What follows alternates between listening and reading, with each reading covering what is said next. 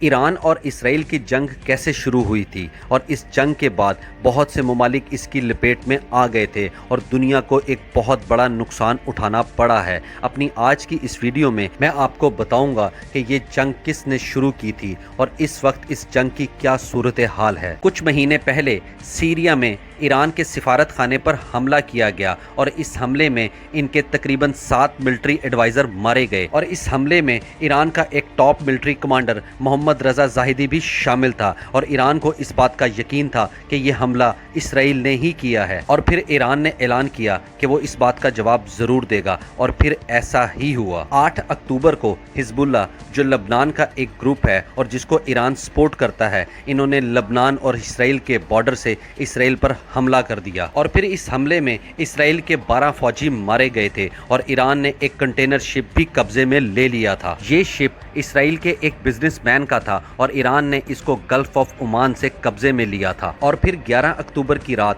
ایران نے میزائلز اور ڈرون سے اسرائیل پر حملہ کر دیا۔ یہ 300 سے زیادہ میزائلز اور ڈرونز تھے۔ یہ ہسٹری میں پہلی دفعہ ہوا تھا کہ ایران نے ڈائریکٹ اسرائیل پر حملہ کیا تھا اور اس آپریشن کا نام ایران نے ٹرو پرومس رکھا تھا۔ اس حملے کے بعد اسرائیل کے بہت سارے شہروں میں دھماکوں کی آوازیں سنائی دی گئی تھیں اور تقریباً 700 سے زیادہ علاقوں میں سائرنز بھی بجا دیے گئے تھے۔ ان سائرنز کا مطلب ہوتا ہے کہ حملہ ہو گیا ہے۔ ان کو ایمرجنسی سائرنز بھی کہا جاتا ہے۔ ایران نے اسرائیل پر 120 بیلسٹک میزائلز، 170 ڈرونز اور 30 کروز میزائلز سے اٹیک کیا تھا۔ یہ حملہ بہت زیادہ شدید تھا اور ایران کا یہ ایک بہت بڑا سٹیپ تھا کہ پہلی دفعہ اسرائیل پر ڈائریکٹ اٹیک کرنا ہے۔ ان میزائلز اور ڈرونز میں سے بہت ساروں کو تو اسرائیل بارڈر پر ہی انٹرسیپٹ کر دیا گیا تھا کیونکہ ایران سے اسرائیل تک یہ میزائلز اور ڈرونز تقریباً 6 گھنٹے میں پہنچتے ہیں اور اس وقت میں ان کو میزائل روکنے کا کافی وقت مل گیا تھا،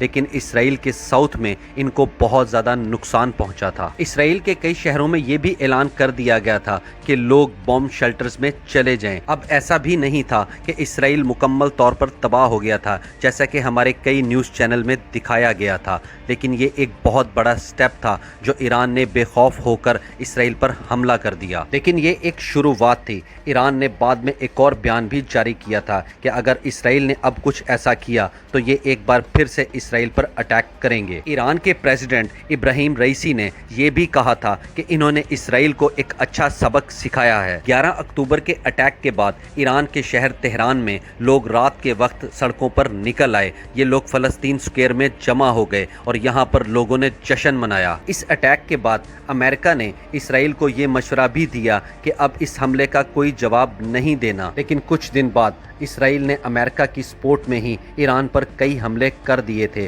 اور اس کی وجہ سے کئی عرب ممالک اور دنیا میں بہت سے ممالک کو نقصان پہنچا تھا اور کچھ ہی دن بعد ایران نے آبنائے ہرمز کو بھی بند کر دیا تھا۔ لیکن اب فی الحال جنگ بندی ہو چکی ہے اور ایران نے آبنائے ہرمز کو بھی کھول دیا ہے اور ہمارا ملک پاکستان ان ممالک کی صلح میں ایک اہم کردار ادا کر رہا ہے۔